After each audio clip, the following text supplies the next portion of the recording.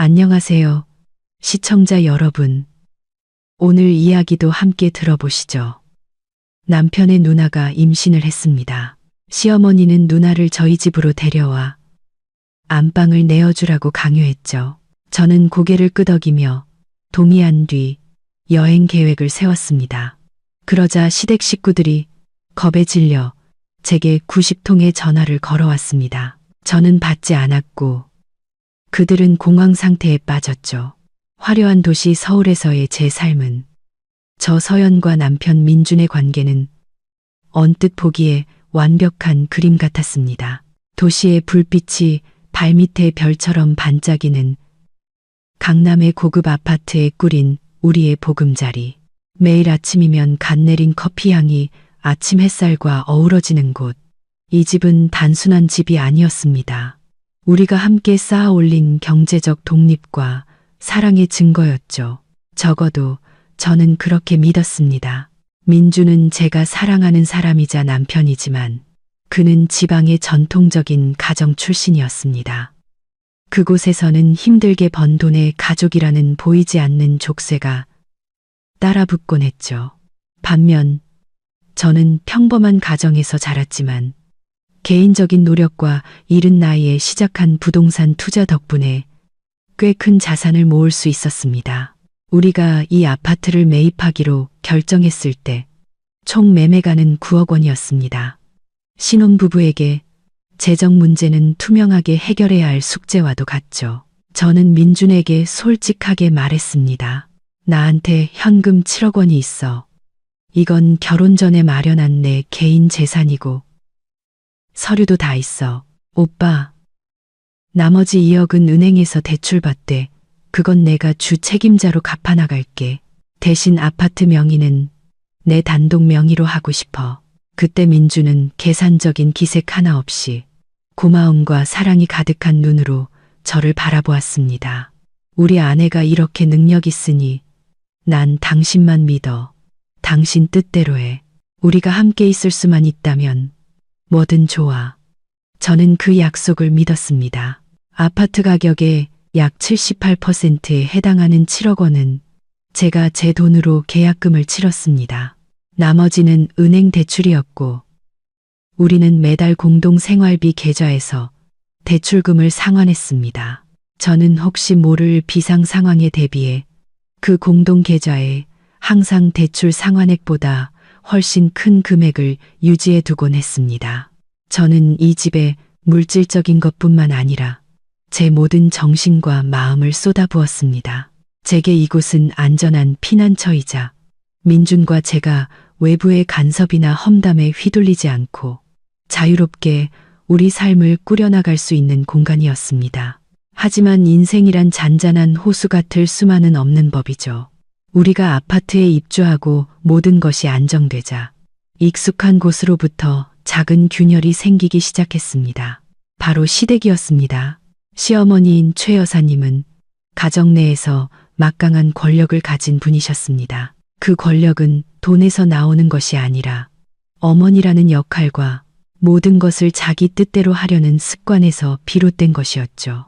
어머니는 늘 민준이 외아들이자 집안의 기둥이며 아들의 삶은 자신이 결정해야 한다고 생각하셨습니다. 제가 78%를 부담한 우리 아파트도 어머니 눈에는 그저 내 아들 집일 뿐이었습니다. 시누이인 민희는 미혼에 충동적이고 의존적인 성격이었습니다. 그녀는 수시로 우리 집에 들렀고 어떨 땐 하룻밤, 어떨 땐 며칠씩 머물렀습니다. 그러면서 제가 어떻게 요리해야 하는지, 어떻게 청소해야 하는지, 그리고 가장 중요하게는 어떻게 남편에게 순종하고 시댁을 섬겨야 하는지에 대해 원치 않는 조언을 늘어놓았습니다. 그 사이에서 민주는 안쓰러울 정도로 약한 사람이었습니다. 그가 저를 진심으로 사랑한다는 건 알았지만 그는 명확한 경계를 설정할 만큼 강하지 못했습니다. 시어머니나 시누이가 무리한 요구를 할 때마다 민주는 항상 회피하거나 양보하는 쪽을 택했습니다. 서연아, 그냥 좀 참아줘. 엄마가 저러시는 거 하루 이틀도 아니잖아. 그래야 집안이 조용해. 바로 그 집안이 조용해진다는 말이 시댁이 우리 보금자리에 점점 더 깊이 개입하도록 문을 열어준 셈이었습니다. 저는 민준에 대한 사랑과 윗사람에 대한 존중 때문에 참고 또 참았습니다. 언젠가는 그들도 우리가 행복한 모습을 보면 스스로 물러날 것이라 생각했습니다. 하지만 저는 틀렸습니다. 저의 양보는 관계를 회복시키는 약이 아니라 그들의 침범을 허가하는 면허증이었습니다. 같은 시기에 시누이 민희는 새로운 사업 계획에 대해 넌지시 말을 꺼내기 시작했습니다. 큰 목돈이 필요하다며 자신의 어려운 처지를 민준에게 하소연하곤 했죠. 민준은 매우 걱정하며 제 등 뒤에서 누나와 몰래 따로 이야기를 나누는 일이 잦아졌습니다. 저는 경계심을 가졌습니다. 거울의 금처럼 우리 관계의 균열은 점점 더 커지고 있었습니다. 저는 조만간 이 거울이 산산조각 날 것이라는 걸 알았습니다. 그리고 그 파국의 원인은 시어머니나 시누이뿐만 아니라 입으로는 늘 저를 사랑한다 말하면서도 저를 지켜줄 용기는 없는 제 남편에게도 있다는 것을요. 그리고 마침내 제가 가장 걱정하던 일이 터졌습니다. 그것은 다툼이 아닌 기쁜 소식의 형태를 띠고 나타났습니다. 모든 것이 저를 궁지에 몰아넣기 위해 짜인 각본처럼 느껴졌습니다. 그날은 토요일 오후였습니다. 시어머니와 시누이가 우리 집에 찾아왔습니다. 분위기가 평소와는 사뭇 달랐습니다. 시누이는 소파에 앉아 배를 쓰다듬으며 환하게 웃고 있었고 민주는 흥분된 표정으로 거실을 서성이고 있었습니다. 제가 방에서 나오자마자 민주는 서둘러 제게 달려와 손을 잡았습니다. 그의 목소리는 기쁨을 감추지 못했습니다. 서연아, 엄청난 소식이야. 누나가 임신했대. 투리맨, 저는 잠시 멈칫했습니다. 시누이는 결혼 정년기를 훌쩍 넘겼기에 그녀가 미혼모로서 아이를 갖기로 결심했다면 저 또한 그녀를 위해 기뻐해 줄 일이었습니다. 당연했죠. 그 아이는 민준의 조카이자 곧 태어날 소중한 생명이었으니까요.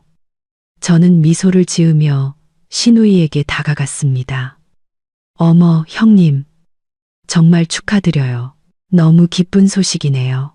시누이는 마치 예정된 승리를 거둔 사람처럼 어딘가 부자연스러운 미소를 지었습니다. 고마워. 옳게. 이번에는 정말 조심해서 태교에만 전념해야지. 그 옆에 앉아 계시던 시어머니는 자랑스러움과 위엄이 가득한 표정이었습니다. 어머니는 민준의 등을 두드리며 말씀하셨습니다. 내 아들, 장하다. 곧 할머니가 되겠구나. 이렇게 중요한 일은 우리가 다 같이 잘 챙겨야지. 저는 이 기쁨 가득한 분위기 속에서 무언가 잘못되고 있다는 것을 느꼈습니다. 민주는 완전히 들떠 있었습니다. 그는 오로지 누나를 가장 편안하게 해주는 것에만 집중했습니다. 오렌지 주스를 갈아다 주고 식사부터 휴식까지 온갖 것을 챙기는 모습이 마치 민준이 시누이의 남편인 것만 같았습니다. 시어머니는 저를 돌아보았습니다. 눈빛은 날카로웠지만 목소리는 거짓된 걱정으로 가득 차 있었습니다. 서연아, 내 형님이 임신을 해서 몸이 많이 약해. 이것저것 조심해야 할 게 많단다. 요즘 내 사업도 더 바빠진 것 같던데 너도 피곤해 보이는구나. 저는 차분하게 대답했습니다. 네, 어머님. 제 일은 괜찮아요. 시간 조절은 제가 알아서 할 수 있습니다. 시어머니는 길게 한숨을 내쉬더니 우리 아파트 전체를 훑어보았습니다. 시선은 안방 문에서 멈췄습니다. 너희 집 참 좋다. 넓고 환하고 특히 저 안방 말이야. 창문도 크고 햇볕도 잘 들고 공기도 잘 통하잖니. 내가 보니 저 방이 태교하고 나중에 아기 키우기에는 딱이겠더구나. 심장이 쿵하고 내려앉았습니다. 시어머니의 의도가 너무나도 명백하게 드러났습니다. 압박은 생각보다 훨씬 빨리 찾아왔습니다. 저는 최대한 존중하는 어조를 유지하려 애썼습니다. 어머님, 안방은 저희 부부가 쓰는 방이에요. 작은 방도 충분히 쾌적하고 편의시설도 다 갖춰져 있어요. 형님이 여기서 지내면서 몸조리 하시는 건 좋지만 작은 방도 충분할 거예요. 그러자 시어머니는 갑자기 태도를 바꾸어 서운함과 책망이 가득한 얼굴로 변했습니다. 서연아, 너 지금 무슨 뜻으로 그런 말을 하니? 내 손주는 이 집안의 핏줄이야. 곧 태어날 아이인데 어떻게 방 하나 가지고 그렇게 계산적으로 굴 수가 있어? 작은 방은 어둡고 좁잖아. 몸도 약한 내 형님이 거기서 지내라는 말이니? 너희는 젊으니까 어디서 자도 괜찮지만 어떻게 누나한테 양보할 줄을 몰라. 이 집 며느리가 됐으면 다음 세대를 생각할 줄 알아야지. 목이 꽉 막히는 기분이었습니다. 저는 민준을 쳐다보았습니다. 그는 마침 오렌지 주스를 들고 나오던 참이었습니다. 어머니의 마지막 몇 마디를 들은 그는 또다시 그 익숙한 약한 모습을 보였습니다. 엄마, 목소리 좀 낮춰요. 누나 쉬어야 하잖아요. 서연아, 당신도 엄마랑 그만 싸워. 방 문제는 나중에 천천히 얘기하면 되잖아. 지금은 누나가 임신 초기니까 누나 기분을 좋게 해주고 건강하게 해주는 게 제일 중요해. 민주는 마치 제가 문제를 일으켜 이 좋은 분위기를 망치는 사람인 것처럼 말했습니다. 그는 철저히 어머니와 누나의 편에 섰습니다. 제 걱정이 근거 없는 것이 아니었습니다. 신우이의 임신은 시어머니가 우리 삶에 더 깊이 개입하고 우리 공간을 점령할 완벽한 명분을 제공한 셈이었습니다. 만약 신우이가 이 집에 들어와 아이를 낳고 산다면 저와 민준의 사적인 공간은 완전히 사라지고 경계는 무너질 것이며 결국 가장 큰 피해를 보는 사람은 제가 될 것이었습니다. 시어머니는 민준의 망설임과 저의 침묵을 보고 자신이 한 발 앞섰다는 것을 알았습니다. 그녀는 한 걸음 더 나아가기로 결정했습니다. 민준아, 넌 똑똑히 알아야 한다. 저렇게 넓은 안방에 발코니도 있으니 나중에 내 손주 햇볕도 쬐고 맑은 공기도 마실 수 있지. 내 아내랑 잘 얘기해봐. 누나와 내 조카를 생각할 줄 알아야지. 민주는 애원하는 눈빛으로 저를 보며 속삭였습니다. 서연아, 이번 한 번만 나 좀 도와줘. 누나 잠시만 지내는 거잖아. 약속할게. 나중에 모든 게 제자리로 돌아올 거야. 저는 민준의 얼굴에서 피로와 두려움을 보았습니다. 그가 어머니를 두려워하고 누나의 기분을 상하게 할까봐 겁낸다는 것을 알았습니다. 하지만 저는 더 이상 양보할 수 없었습니다. 이번 양보는 제 삶과 제 집에 대한 통제권을 영원히 잃는 것과 마찬가지였습니다. 그날 오후, 저는 아무런 대답도 하지 않았습니다. 시어머니께는 그저 이렇게 말했을 뿐입니다. 네, 어머님, 이건 저희 부부가 다시 상의해보고 나중에 말씀드릴게요. 그리고는 양해를 구하고 제 방으로 들어가 문을 닫았습니다. 넓은 안방에 홀로 앉아 도시의 불빛이 하나둘 켜지는 창밖을 바라보았습니다. 저는 스스로에게 다짐했습니다. 이 무의미한 양보를 끝낼 때가 왔다고. 방을 양보하는 것은 단지 핑계일 뿐 보이지 않는 최후 통첩이었습니다. 저의 침묵의 계획은 바로 지금 시작되어야 했습니다.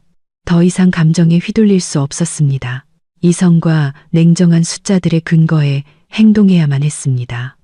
민준이 문을 두드리고 방으로 들어왔습니다. 그의 얼굴에는 걱정이 가득했습니다. 서연아, 화내지 마.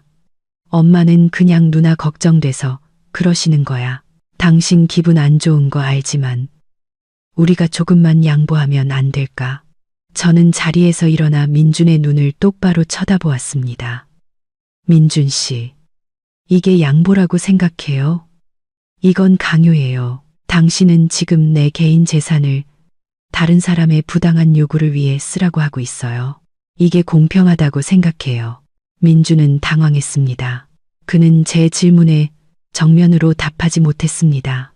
그저 같은 말만 우리 조카잖아. 제발. 응. 내가 나중에 꼭 보답할게. 저는 더 이상 아무 말도 하지 않았습니다. 이미 제 답은 정해져 있었습니다. 그의 공허한 약속과 나약함에 지쳐버렸습니다. 저는 알고 있었습니다. 진짜 잔인한 최후 통첩은 내일 올 것이고 저는 완벽한 계획으로 그것에 맞설 준비를 해야만 했습니다. 다음 날 아침 제가 막 출근 준비를 하고 있을 때 민주는 시어머니로부터 전화를 받았습니다. 수화기 너머로 들려오는 어머니의 목소리는 매우 심각했습니다. 그녀는 우리 부부에게 당장 점심시간에 본가로 와서 아주 중요한 이야기를 해야 한다고 요구했습니다. 민주는 즉시 불안한 기색을 보였습니다. 그는 불안한 눈으로 저를 쳐다봤지만 저는 여전히 평온한 태도를 유지했습니다. 저는 지금이 바로 시어머니가 결정타를 날릴 순간이라는 것을 알았습니다. 정확히 낮 12시 저와 민주는 시어머니의 낡은 집에 도착했습니다. 분위기는 무거웠고 평범한 가족 식사의 따뜻함은 전혀 찾아볼 수 없었습니다. 시누이도 와서 어머니 옆에 앉아 있었는데 애써 감추려 했지만 표정에는 승리감이 어려 있었습니다. 식탁에 앉자마자 시어머니는 수저를 옆으로 밀어놓고 저와 민준을 똑바로 쳐다보았습니다. 내가 너희를 부른 건 한 가지를 확실히 해두기 위해서다. 이건 우리 집안의 중대사야. 시어머니는 차갑고 단호한 어조로 말을 시작했습니다.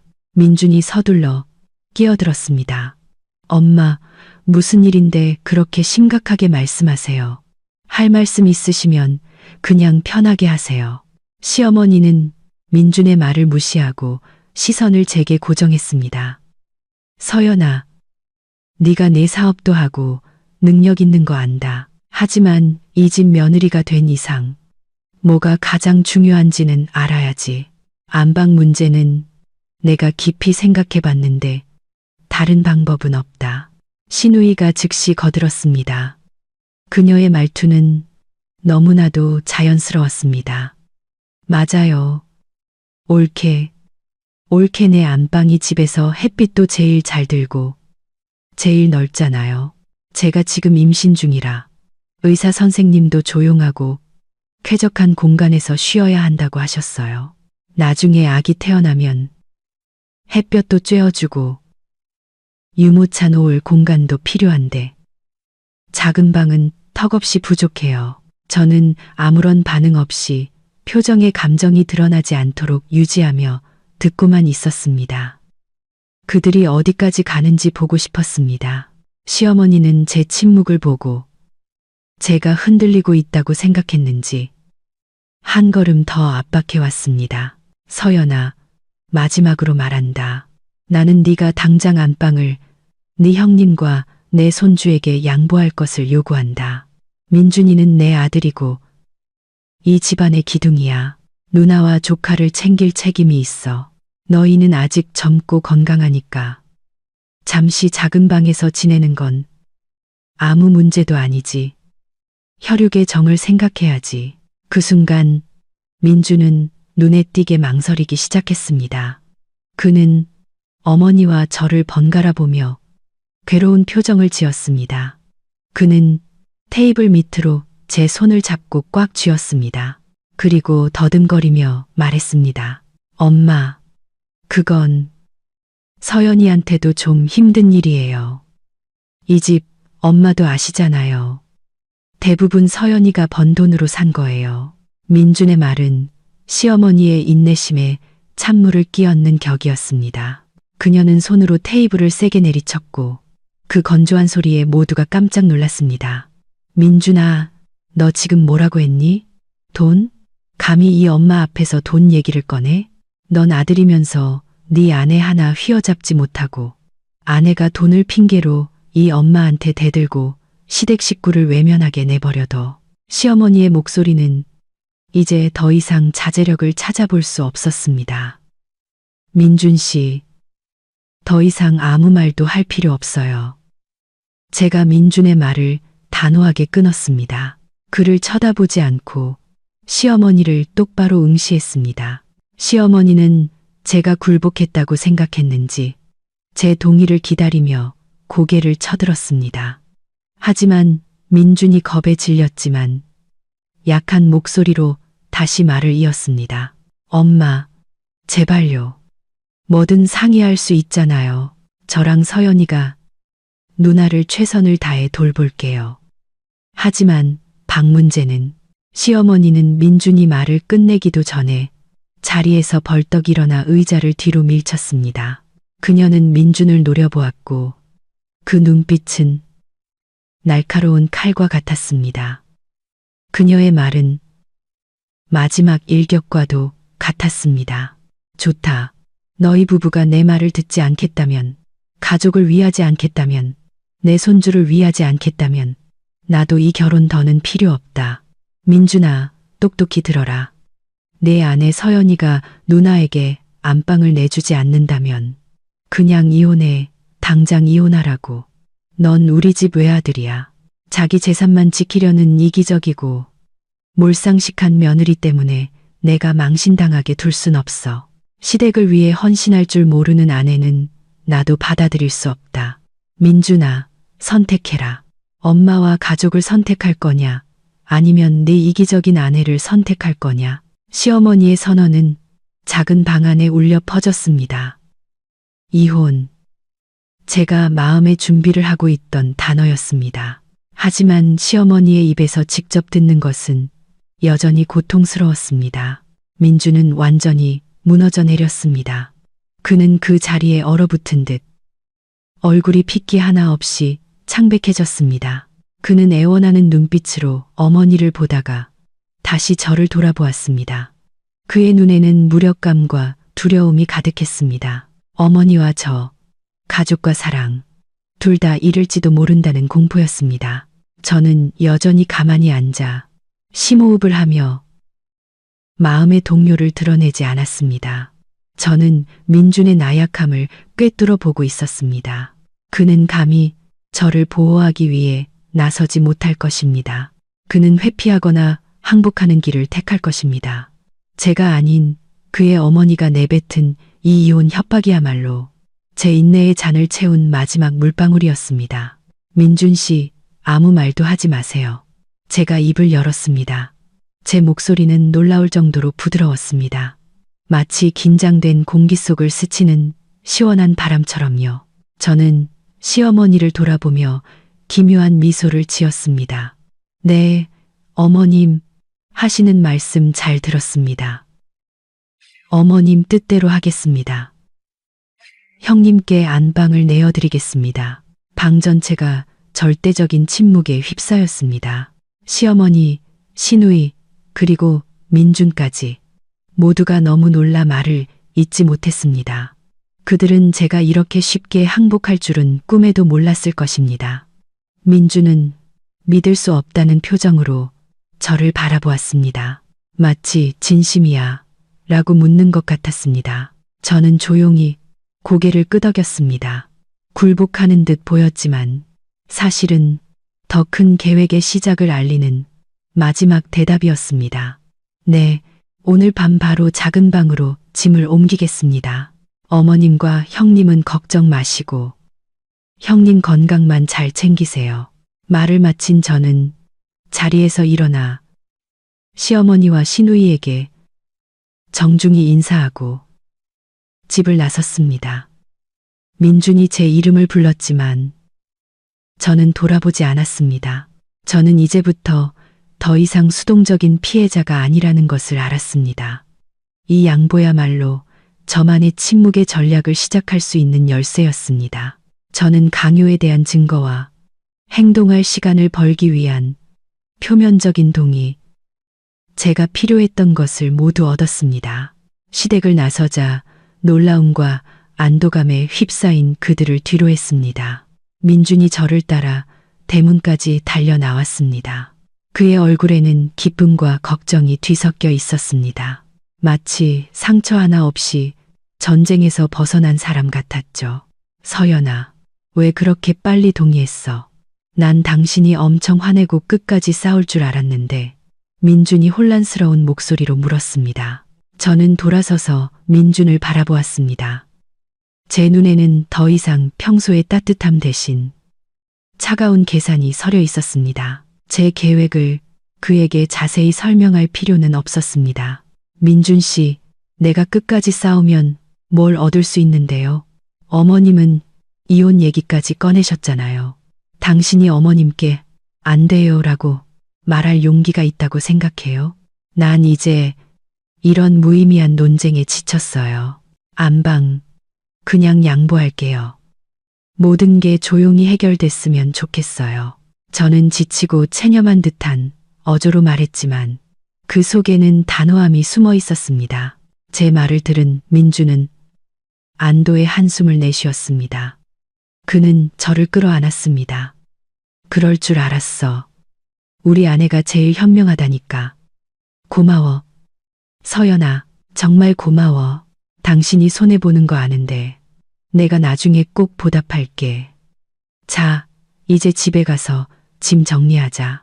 민준의 그 안도감, 제 상처에 대한 그의 무심함이 오히려 제 결심을 더욱 굳건하게 만들었습니다. 그는 저의 한 번의 양보로 모든 것이 순조롭게 해결되었다고 믿고 있었습니다. 하지만 그는 이것이 제가 오랫동안 준비해온 복잡한 계획의 서막에 불과하다는 것을 전혀 알지 못했습니다. 아파트에 돌아오자마자 저는 짐을 정리하기 시작했습니다. 민주는 제 개인 물품 몇 가지를 옮기는 것을 도왔지만 그는 별로 집중하지 못하는 듯 했습니다.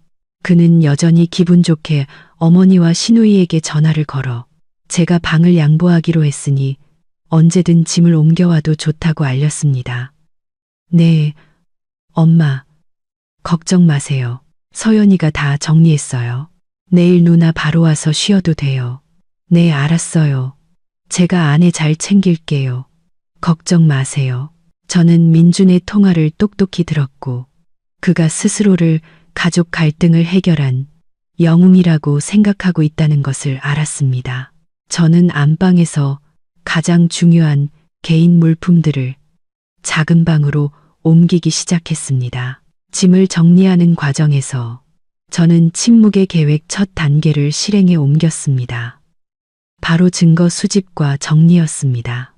저는 옷장 깊숙이 숨겨둔 소형 금고를 열었습니다. 그 안에는 제가 소중히 보관해온 두꺼운 서류 파일이 있었습니다. 저는 그것들을 꺼내 하나하나 꼼꼼히 다시 확인했습니다. 첫째, 제 이름이 단독 명의자로, 민준이 공동 거주자로 명시된 아파트 매매 계약서.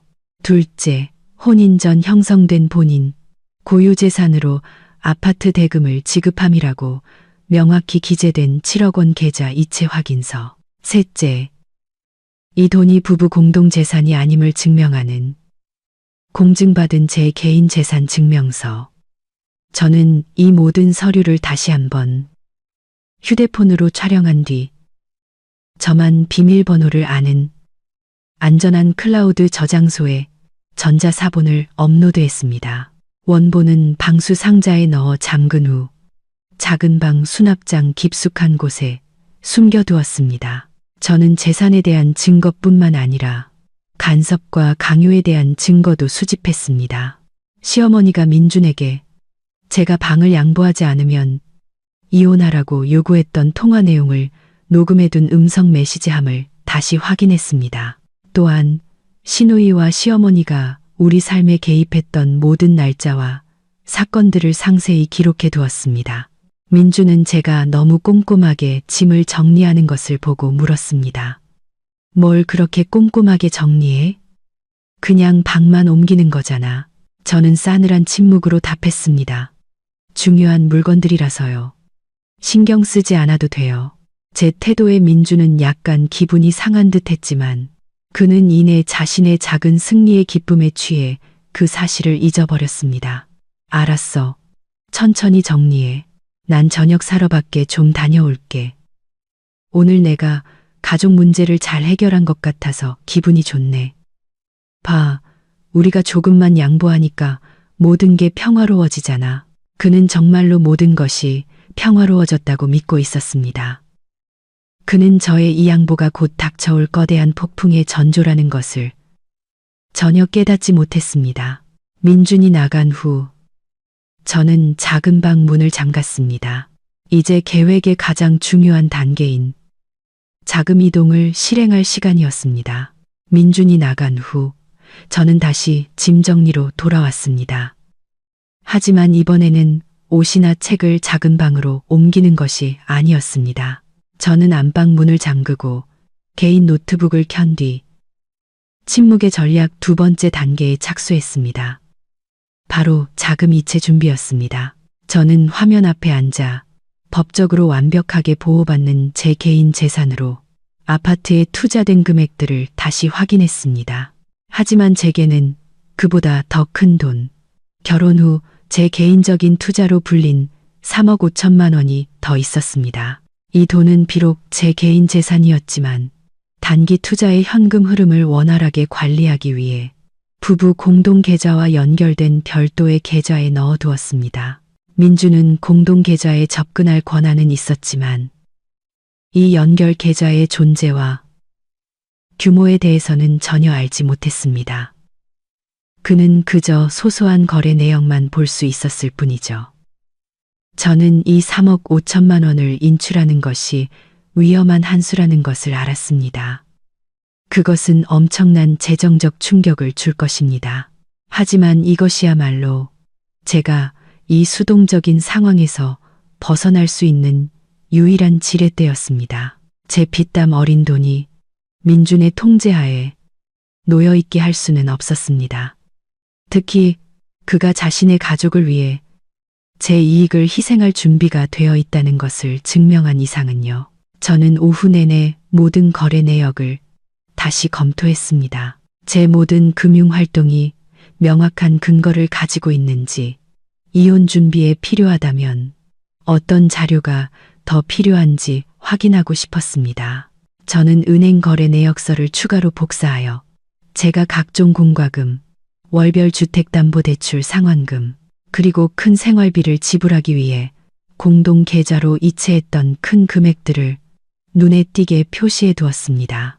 이것은 제가 아내로서의 재정적 의무를 충분히 이행했으며 심지어 경제적 부담의 대부분을 짊어지고 있었다는 것을 증명하기 위함이었습니다. 저는 이 모든 증거들을 작은 충격 방지 가죽 파우치에 꼼꼼히 담아 법적 서류 파일과 함께 작은 방의 방수 상자 안에 넣었습니다.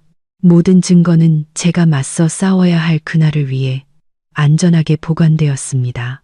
서류 작업을 마친 후 저는 의도적으로 안방의 물건들을 정리하기 시작했습니다. 단순히 옷을 작은 방으로 옮기는 것이 아니라 제 개인적인 취향이 강하게 묻어나는 물건들을 철거했습니다.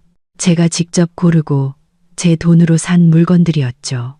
이탈리아제 스탠드 조명, 고가의 실크 침구 세트, 침대 발치에 페르시안 카펫까지 모든 것을 조심스럽게 접어 상자에 담았습니다. 저는 짐 보관 서비스 업체에 전화를 걸었습니다. 집을 수리하게 되어서 약 2주간 고가의 가구들을 맡겨야 해요. 라고 말하고 민준이 출근한 내일 아침 일찍 짐을 가져가 달라고 요청했습니다. 민준이 패스트푸드를 사들고 집에 돌아왔을 때 저는 개인 물품 정리를 거의 마친 상태였습니다. 안방은 기본적인 가구만 남아 캐져 있었습니다. 민준은 그 변화를 보고 만족스러워하는 듯 했습니다. 우리 아내, 일처리 정말 빠르네. 방이 훨씬 넓어 보여. 엄마랑 누나한테도 말해뒀어. 내일 누나가 올 거야. 봐, 당신이 조금만 양보하니까 모든 게 다시 즐거워졌잖아. 저는 희미하게 미소 지었습니다. 네, 전 그냥 모든 게 평화로웠으면 좋겠어요. 민준 씨가 저랑 가족 사이에서 힘들어하는 거 보고 싶지 않아요. 제 말은 체념처럼 들렸지만 마음속으로는 그를 비웃고 있었습니다. 제가 민준 씨를 힘들게 하고 싶지 않다고요? 아니요. 저는 그가 자신이 만들어낸 이 극도의 곤경에 정면으로 맞서기를 원했습니다. 그날 밤, 저와 민준은 겉보기에는 평범한 분위기에서 저녁을 먹었습니다. 민준은 회사에서 있었던 재미있는 이야기들을 늘어놓았습니다. 그는 평소보다 제게 더 많은 관심을 보였습니다. 아마도 어머니 앞에서 보였던 자신의 나약함을 보상하려는 의도였을 겁니다. 서연아, 속상한 거 아는데 나 너무 미워하지 마. 약속할게. 나중에 누나 아기 낳고 나면 내가 엄마랑 얘기해서 누나 다른 곳으로 이사하게 할게. 그리고 우리 보상으로 여행 가자. 어디 가고 싶어? 저는 그의 눈을 바라보았습니다. 제 눈빛은 아무 일도 없었다는 듯 평온했습니다. 네, 저도 여행 가고 싶었어요. 제주도에 한 열흘 정도 다녀올까 생각 중이에요. 좀 쉬면서 스트레스도 풀고 싶고요. 민주는 매우 흥분한 듯 보였습니다. 제주도? 좋지. 당연히 가야지.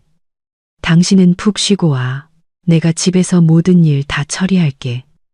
당신이 열흘 동안 없는 동안 내가 누나랑 집안일 다 책임질게. 정말 편안하게 쉬고 와. 저는 고개를 끄덕였습니다. 네, 고마워요. 이 열흘이라는 시간은 제 계획이 아무런 직접적인 방해 없이 폭발하기 위해 필요한 완벽한 공백이었습니다. 내일 남은 물건들을 정리하고 보관 서비스에 맡긴 후 저는 다음 단계를 실행할 것입니다. 바로 돈을 인출하는 것이죠. 저의 표면적인 양보는 민준과 그의 가족을 안심시켰고 그들의 경계심을 완전히 풀어버렸습니다. 그들은 방 하나를 얻었다고 생각하며 승리에 취해 있었지만 그 방 하나의 대가로 집 전체를 잃을 수도 있다는 사실은 꿈에도 몰랐습니다. 다음 날 아침, 저는 아무 일도 없었다는 듯 일찍 일어나 평소처럼 민준을 위해 정성껏 아침 식사를 준비했습니다. 민준은 모든 갈등이 해결되었다고 생각해서인지 가벼운 발걸음으로 서둘러 출근했습니다. 그는 제게 작별 키스를 하며 잊지 않고 당부했습니다. 누나한테 필요한 것들 잘 알려줘. 오늘 저녁에 일찍 와서 뭐 필요한 거 없는지 볼게. 저는 마음속에 경멸을 억누르며 고개를 끄덕였습니다. 그는 새로운 공간 배치를 준비하고 있었지만 그 배치가 상상도 못할 대가를 치르게 될 것이라는 사실은 전혀 알지 못했습니다. 오전 9시쯤 민준이 출근한 지 2시간쯤 지났고 신우이가 오기 전 저는 짐 보관 서비스에 전화를 걸었습니다. 직원 2명이 와서 미리 라벨을 붙여둔 상자들을 옮겼습니다. 저는 그들이 제 소중한 개인 물품들과 제가 직접 구입한 가구들을 아파트 밖으로 옮기는 것을 감독했습니다. 모든 것이 안전하게 보관 장소로 옮겨졌습니다. 제가 가장 아끼는 제 개인적인 흔적이 담긴 물건들이 신우이나 다른 누구의 손에도 닿지 않도록 확실히 해두었습니다. 그들이 떠난 후 저는 현관문을 잠그고 저만의 작전 지휘 본부가 된 작은 방으로 돌아왔습니다. 노트북을 켜고 은행 계좌에 접속했습니다. 이제 가장 중요하고 섬세한 단계가 남았습니다. 제 개인 자산 3억 5천만 원을 민준의 통제 범위 밖으로 옮기는 것이었죠. 저는 이체 명령을 실행하기 시작했습니다. 이 돈은 제 노력의 대가이자 수많은 밤을 새워 일한 결과물이며 제 미래를 위한 보장이었습니다. 신우이의 충동적인 사업 계획에 허무하게 쓰이거나 낭비되게 둘 수는 없었습니다. 이체 과정은 약 15분 정도 걸렸습니다. 화면에 거래 성공 알림이 떴을 때 저는 안도의 한숨을 내쉬었습니다. 하지만 기쁨보다는 차가운 결의가 느껴졌습니다. 저는 잔인한 재정적 공격을 감행했지만 그것은 꼭 필요한 일이었습니다. 이것이야말로 간섭과 나약함으로 공격받는 결혼 생활에서 저를 지키는 유일한 자기방어 수단이었습니다. 돈을 인출한 후 저는 공동계좌를 다시 확인했습니다. 앞으로 며칠간의 소소한 생활비를 충당할 수 있을 만큼, 그리고 민준이 즉시 의심하지 않을 만큼의 금액만 남겨두었습니다. 더 중요한 것은 아파트 월별 주택담보대출 상환에 필요한 돈은 남겨두지 않았다는 것입니다. 대출금 상환일은 앞으로 열흘 뒤, 바로 제가 제주도에 있을 때였습니다. 저는 노트북을 닫고 샤워를 하고 옷을 갈아입었습니다. 신우이 앞에서는 양보 때문에 지친 듯 평온한 모습으로 보여야 했습니다.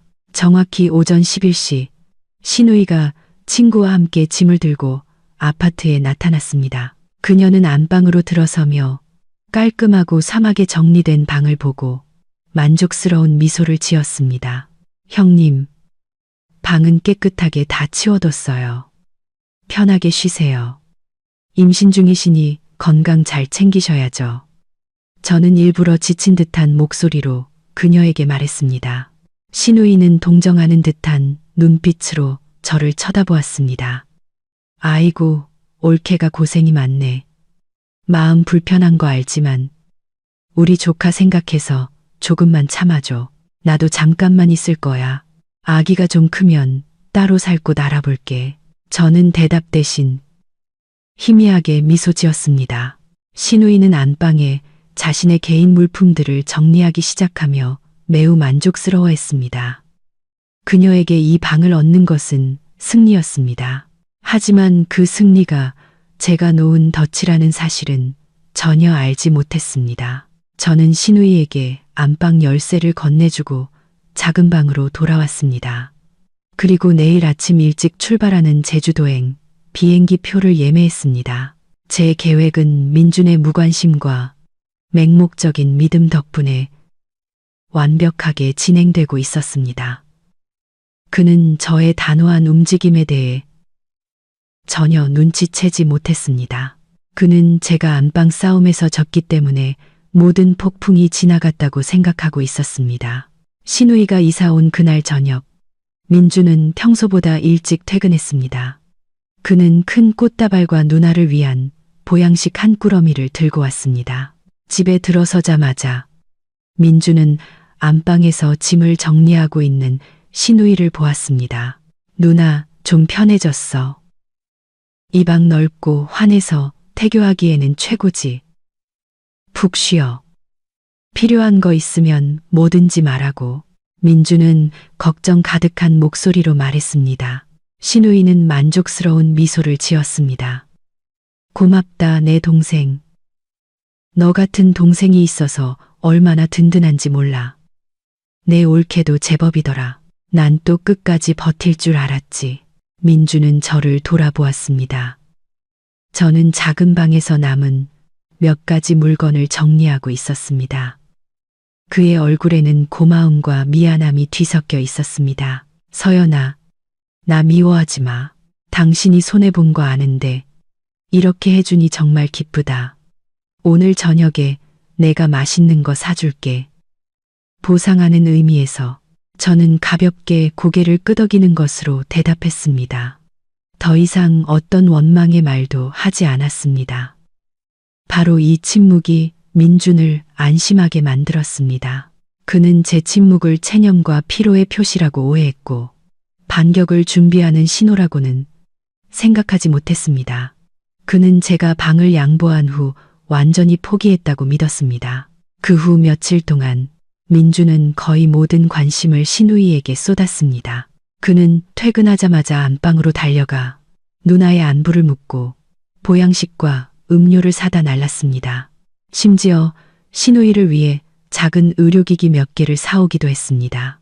이 모든 비용은 그가 여전히 돈이 넘쳐난다고 믿는 공동계좌에서 지출되었습니다. 저는 민준이 자신의 새로운 역할에 심취해 있는 모습을 지켜보았습니다. 그는 이 집과 이 대출금, 그리고 이 풍족한 삶이 대부분 제 돈과 노력으로 만들어졌다는 사실을 잊어버린 듯 했습니다. 민준 씨, 저 제주도 비행기 표 예매했어요. 내일 출발해서 열흘 정도 있다가 올게요. 저는 출발 전날 밤 민준에게 알렸습니다. TV를 보던 민준은 활기찬 표정으로 저를 돌아보았습니다. 좋아, 서연아, 가서 푹 쉬고 와. 내가 집에서 누나랑 집안일 다 챙길게. 아무 걱정 말고 다녀와. 무슨 일 있으면 전화하고. 저는 미소 지었습니다. 네, 알았어요. 정말 푹 쉬고 싶어요. 집에 있는 동안 건강 잘 챙겨요. 잠자리에 들기 전 저는 모든 중요한 사항들을 다시 한번 확인했습니다. 가장 중요한 것은 은행으로부터 알림을 받았다는 사실입니다. 월별 주택담보대출 상환일이 앞으로 7일 뒤, 즉 제가 아직 제주도에 있을 때였습니다. 그리고 저는 공동계좌에 남은 잔액이 이 대출금을 상환하기에 턱없이 부족하다는 것을 잘 알고 있었습니다. 다음 날 이른 새벽, 아직 동이 트기 전에 저는 잠에서 깼습니다. 조용히 여행 가방을 쌌습니다. 제 캐리어는 열흘간의 여행에 필요한 옷 몇 벌과 필수품만 담겨 있어 작고 가벼웠습니다. 어떤 보석이나 고가의 장비도 가져가지 않았습니다. 민주는 작은 방에서 깊이 잠들어 있었습니다. 누나를 돌보느라 피곤했던 모양입니다. 저는 그를 마지막으로 바라보았습니다. 더 이상 분노나 실망은 없었고 오직 단호함만이 남아 있었습니다. 이 결혼은 되살아나거나 끝나거나 둘 중 하나를 위한 강력한 전기 충격이 필요했습니다. 그리고 저는 두 가지 시나리오 모두의 대비가 되어 있었습니다. 저는 캐리어를 끌고 작은 방을 나와 조용히 문을 닫았습니다. 민준을 깨우고 싶지 않았습니다. 거실을 지나며 굳게 닫힌 안방 문을 보았습니다. 그 안에서는 신우이가 자신의 승리를 만끽하며 원래 우리 부부의 것이었어야 할 침대에서 편안히 쉬고 있겠죠. 그녀가 누릴 수 있는 시간은 이제 곧 끝날 것입니다. 저는 아파트 문을 조심스럽게 잠그고 밖으로 나왔습니다. 도시는 아직 잠들어 있었고 한적한 거리에는 가로등 불빛만이 비추고 있었습니다. 저는 택시를 불러 공항으로 곧장 향했습니다. 김포공항에서의 절차는 신속하게 진행되었습니다. 체크인을 마치고 보안 검색대를 통과한 후 탑승 대기실에 앉았습니다. 지금 이 순간의 기분은 해방감이었습니다. 숨막히는 가족 분위기로부터 시시콜콜한 잔소리로부터 민준의 나약함으로부터의 해방. 저는 완벽한 물리적 거리를 만들어냈습니다. 정확히 아침 6시 비행기는 이륙하여 저를 서울에서 멀리 데려갔습니다. 비행기 위에서 솜사탕처럼 떠다니는 하얀 구름을 내려다보며 저는 휴대폰을 꺼내 민준에게 보낼 짧은 메시지를 작성했습니다. 민준 씨, 나 제주도 가는 비행기 탔어요. 푹 쉬려고 휴대폰은 꺼둘게요. 열흘 정도 있다가 돌아갈게. 집에 있는 동안 건강 잘 챙기고 누나도 잘 부탁해요. 집안일은 걱정 말고 다녀올게요. 메시지를 보냈습니다. 민준이 잠에서 깨면 이 메시지를 읽을 것을 알았습니다. 그는 제가 미리 알려줬기 때문에 안심할 것이고 제가 정말 휴가를 즐기고 있다고 완전히 믿을 것입니다. 민준은 제 이 여행이 집에서 곧 터질 금융재앙의 촉매제가 될 것이라고는 꿈에도 상상하지 못할 것입니다. 메시지를 보내자마자 저는 휴대폰 전원을 껐습니다. 저는 모든 연락을 완전히 차단하고 싶었습니다. 앞으로 열흘간 민준이나 그의 가족으로부터 오는 어떤 전화도 제게 닿을 수 없을 것입니다. 제 계획이 완벽하게 작동하기 위해서는 절대적인 침묵이 필요했습니다. 제주도는 눈부신 황금빛 햇살과 잔잔한 파도 소리로 저를 맞이했습니다. 저는 해변가에 있는 작은 방갈로를 빌렸습니다. 천국처럼 아름다운 곳에 있었지만 제 마음은 완전히 편안해질 수 없었습니다. 저는 세상과 완전히 단절되지는 않았습니다. 이메일과 은행 알림을 확인하기 위한 보조 휴대폰을 가지고 있었습니다. 휴가 3일째 되는 날, 저는 은행으로부터 이메일 한 통을 받았습니다. 곧 상환일이 다가오는 주택담보대출에 대한 자동 독촉 알림이었습니다. 5일째 되는 날, 더 심각한 어조의 두 번째 알림이 왔습니다. 연체 경고. 벌금을 피하기 위해 24시간 내에 납부해 주시기 바랍니다. 저는 미소 지었습니다. 모든 것이 시나리오대로 진행되고 있었습니다. 은행은 경고를 보내기 시작했습니다. 민주는 아마 아직도 돈이 공동 계좌에 그대로 있다고 믿으며 무관심할 것입니다. 그는 은행에서 직접 전화가 오거나 최악의 경우 아파트가 압류될 때가 되어서야 진실을 깨닫게 될 것입니다. 저는 약속대로 제주도의 열흘을 꽉 채워 머물기로 했습니다. 이 시간을 이용해 마음을 정리하고 마지막 대결을 준비했습니다. 제게는 충분한 증거와 금융적 지렛대가 있었습니다. 이제 제게 필요한 유일한 것은 인내심이었습니다. 민준과 그의 가족이 스스로 붕괴를 느끼고 경계를 무너뜨리고 제 신뢰를 배반한 대가가 얼마나 비싼지 깨닫게 할 인내심이었습니다. 제가 없는 열흘은 민준이 거짓된 안락함 속에서 보낸 시간이었습니다. 그는 자신이 벼랑 끝에 서 있다는 사실을 전혀 알지 못했습니다. 제가 떠난 첫날, 민준은 잠에서 깨어 제 메시지를 보고는 아내가 스트레스를 풀러 잠시 여행을 가는 것도 좋다고 생각하며 미소 지었을 뿐입니다. 그는 제가 미리 알려주고 열흘 뒤에 돌아오겠다고 약속했기 때문에 안심했습니다. 민주는 재빨리 가장의 역할에 몰입하여 시누이를 챙기는 데 집중했습니다. 넓고 편안한 안방을 차지한 시누이는 매우 만족스러워했습니다. 시어머니는 수시로 찾아와 딸을 위해 온갖 보양식을 가져다 주었습니다. 모두가 민준을 아내에게 잘하고 책임감 있는 동생이라며 칭찬했습니다. 민준은 그 칭찬 속에서 저를 단호하게 지켜주지 않고도 양쪽 모두를 만족시켰다는 사실에 자부심을 느꼈습니다. 민준은 여가 시간을 집에서 요리하고 청소하고 시누이와 대화하며 보냈습니다. 그 열흘간 그의 삶은 누나를 돌보는 것을 중심으로 돌아갔습니다. 제가 공동계좌에 남겨둔 소액의 돈으로 일상적인 생활비가 무리 없이 결제되었기 때문에 그는 어떤 재정적 부족함도 느끼지 못했습니다. 하지만 저의 부재는 서서히 민준의 삶에 스며들기 시작했습니다.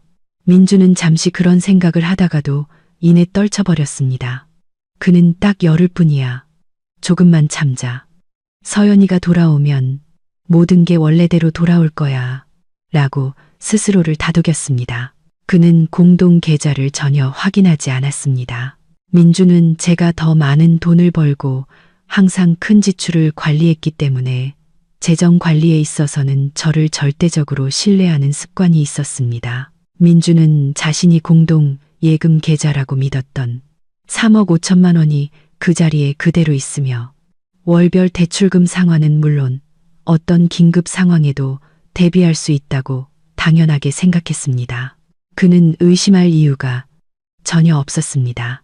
5일째와 6일째가 되자 민주는 낯선 번호로 걸려온 부재중 전화를 몇 통 발견하기 시작했습니다. 그는 대수롭지 않게 생각하고 광고나 스팸 전화일 것이라 여겨 무시했습니다. 그것이 바로 연체된 주택담보대출에 대해 상기시키려는 은행의 필사적인 연락 시도였다는 사실은 꿈에도 몰랐습니다. 7일째 되는 날, 작은 사건이 발생했습니다. 시누이가 비싼 인부복을 사고 싶어 했습니다. 민주는 지갑에서 카드를 꺼내 온라인 결제를 시도했지만 잔액 부족으로 거래가 거절되었습니다. 민주는 놀랐지만 카드에 문제가 있다고 생각하고 다른 카드로 결제했습니다.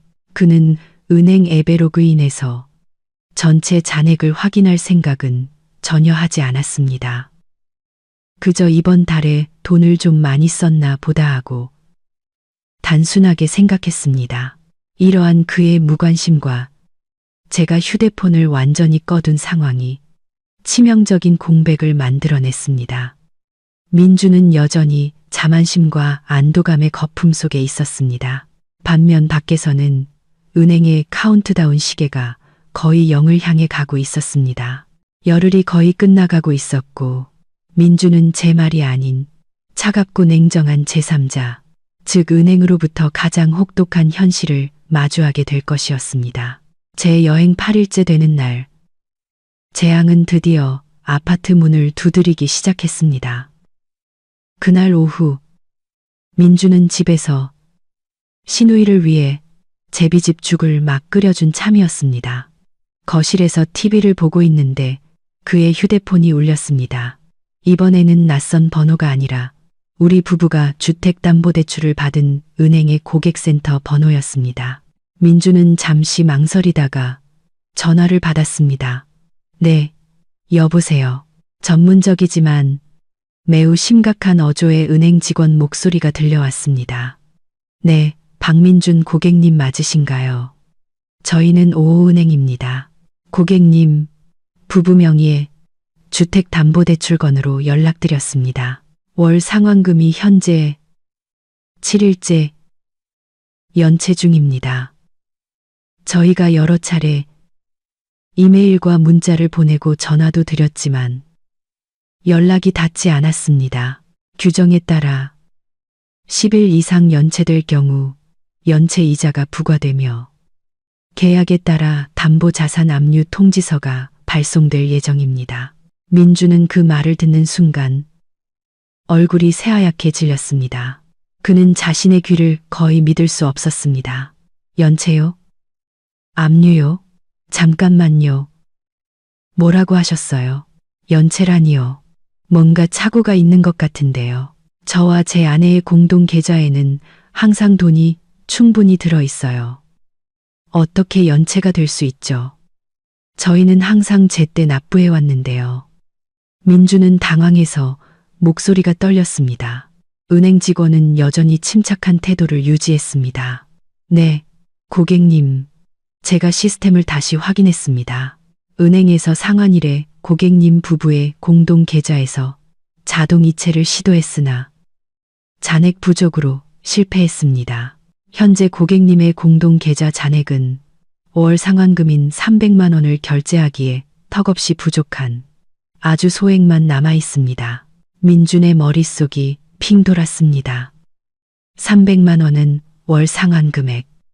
그는 우리 공동 계좌에 제 예금과 투자금 수억 원이 항상 들어있다고 믿었습니다. 어떻게 부족할 수가 있지?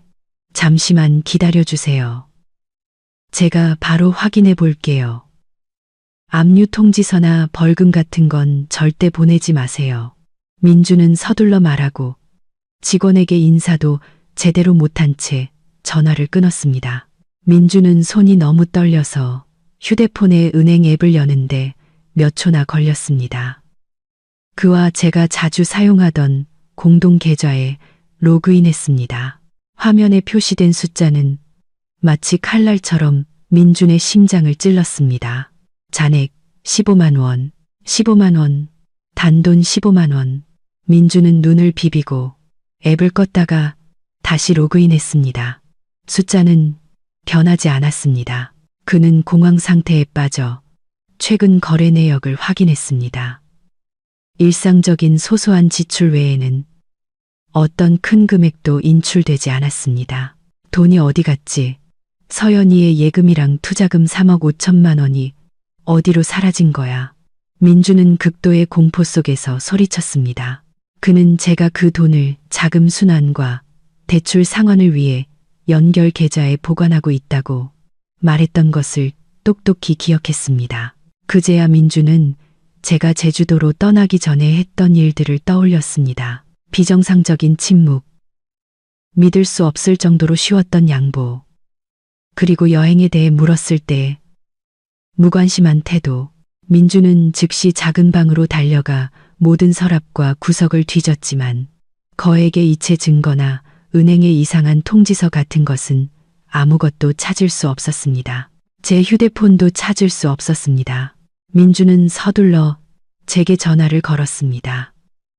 제 휴대폰은 여전히 꺼져 있었습니다. 그는 수십 번이고 계속 전화를 걸었지만 끝없는 침묵만이 돌아올 뿐이었습니다. 민주는 어머니에게 전화를 걸었습니다. 저를 이 상황으로 몰아넣은 장본인 최 여사님과 이야기해야 했습니다. 민주는 시누이가 쉬고 있는 안방으로 달려갔습니다. 그의 얼굴은 넋이 나간 상태였습니다. 누나, 서연이 휴대폰 어디 있는지 봤어. 왜 전화를 안 받지? 누나, 우리 은행 계좌에서 돈이 다 빠져나갔어. 은행에서 집을 압류한대. 쉬고 있던 시누이는 민준의 말에 깜짝 놀랐습니다. 민준아, 너 무슨 헛소리야. 무슨 돈이 빠져나가고 집이 압류돼. 진짜야. 누나, 은행에서 전화와서 우리가 대출금 연체했다고. 공동계좌에 15만 원밖에 안 남았다고 했어. 민주는 절망에 찬 목소리로 거의 울부짖었습니다. 진정한 공황 상태가 시작되었습니다. 민준이 내뱉은 말은 시누이에게 마른 하늘의 날벼락과도 같았습니다. 그녀는 침대에서 벌떡 일어났습니다. 얼굴은 창백했고 넓은 안방에서 누리던 여유와 만족감은 온데간데 없었습니다. 민준아, 너 지금 뭐라고 했어? 집이 왜 없어져? 쓸데없는 소리에서 나 놀라게 하지 마.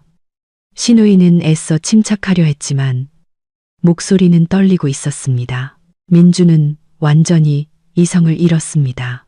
그는 손에 든 휴대폰을 흔들며 계속해서 고개를 저었습니다. 아니야, 헛소리가 아니라고. 은행에서 방금 전화 와서 우리가 대출금을 연체했고 곧 벌금이 부과되고 집 압류 통지서가 올 거라고 했어. 공동계좌에 돈이 전부 인출됐단 말이야. 누나, 내가 서연이한테 전화했는데 전화를 꺼놨어. 연락이 안 돼. 시누이는 민준을 보았습니다. 그녀의 눈에는 두려움과 분노가 뒤섞여 있었습니다. 그 올케 도대체 무슨 짓을 한 거야? 왜 돈을 다 빼가? 미쳤나 봐. 민준아, 거기에 얼마가 있었는지 알아? 너희 부부 예금 3억 5천만 원이 넘게 있었잖아. 도대체 무슨 일이야? 민주는 당황해서 시누이의 팔을 잡았습니다. 나도 몰라. 난 그냥 돈이 그대로 있는 줄 알았어. 서연이한테 물어보지도 않았어. 그냥 방만 양보하면 모든 게 괜찮아질 거라고 했단 말이야. 누나, 우리 이제 어떡해? 서연이는 열흘 뒤에나 돌아오는데 은행에서는 며칠 안 남았다고 했어. 공황 상태에 빠진 민주는 어머니에게 전화하는 것 외에는 아무것도 할 수 없었습니다. 그는 떨리는 손으로 시어머니의 번호를 눌렀습니다. 엄마, 저 민준이에요. 큰일 났어요, 엄마. 시어머니는 아들의 울먹이는 목소리를 듣고 덩달아 걱정이 되었습니다. 이 녀석, 왜 그렇게 허둥대? 무슨 일이야? 민주는 최대한 조리 있게 상황을 설명하려 했지만 공포 때문에 말이 뒤죽박죽이었습니다. 엄마, 우리 집, 아파트 돈 문제요. 은행에서 전화 와서 대출금 연체됐대요. 공동계좌에 있던 돈, 서연이가 다 인출했어요. 엄마, 수억 원이 사라졌어요. 시어머니는 전화기 너머에서 잠시 침묵했습니다. 분노가 걱정을 밀어내기 시작했습니다. 그 되바라진 것, 내가 처음부터 싹수가 노랗다고 했지. 양보하는 척하면서 우리 뒤통수 칠 기회만 노리고 있었던 거야. 민준아, 돈이 전부 인출된 거 확실해? 네, 확실해요. 엄마, 방금 확인했어요. 매달 내야 하는 대출금도 낼 수가 없어요. 엄마, 저 이제 어떡해요? 엄마가 서연이 좀 설득해 주세요. 걔가 전화를 꺼놨어요. 민주는 시어머니가 그녀의 권위로 이 문제를 해결해 줄 것이라 기대하며 애원했습니다. 시어머니는 불같이 화를 냈습니다.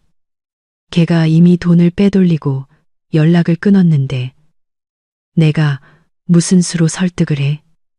민준아, 넌 정말 멍청하다. 어떻게 걔 말을 그렇게 쉽게 믿어? 네가 결단력이 없으니까 걔가 널 우습게 보고 기어오른 거 아니야. 시어머니의 말은 민준을 더욱 공포에 떨게 했습니다. 그는 길 잃은 아이처럼 더 이상 기댈 곳이 없었습니다. 그는 벽에 기대선 채 두려움을 감추지 못하는 신우이를 돌아보았습니다. 누나가 뭐라도 좀 해봐. 엄마한테 말해봐. 나 이 집 잃기 싫어. 이건 나랑 서연이가 같이 노력해서 이룬 거란 말이야. 그 순간 신우이는 시어머니와 똑같이 남 탓을 하는 태도로 돌변했습니다. 민준아, 왜 나를 탓해? 난 아무것도 몰라. 다 네 아내 때문이야. 걔가 처음부터 다 계획했던 거라고. 우리가 방을 양보하라고 하니까 앙심을 품고 복수하려고 이런 짓을 한 거야. 어떻게 방 하나 때문에 남편 집까지 망치려고 해. 정말 잔인하다. 신우이는 모든 책임을 제게 돌리고 자신들의 간섭이 저를 이 지경까지 몰고 갔다는 사실을 숨기기 위해 저의 잔인함을 과장하는 것도 잊지 않았습니다. 민주는 더 이상 누가 옳고 그른지를 분석할 정신이 없었습니다. 그가 아는 것이라고는 자신이 서 있는 이 집, 굳건한 보금자리가 될 것이라 약속했던 이 집이 곧 은행에 넘어갈 것이라는 사실뿐이었습니다. 그는 돈을 잃었고 어머니의 존경을 잃었고 자신의 나약함 때문에 모든 것을 잃을 위기에 처했습니다. 엄마, 저 이제 어떡해요? 은행 대출금은 무슨 돈으로 갚아요? 엄마 돈 좀 있어요. 저 좀 도와주세요. 엄마, 민준이 시어머니에게 애원했습니다. 시어머니는 침묵했습니다. 한참 후에 그녀는 실망 가득한 목소리로 말했습니다.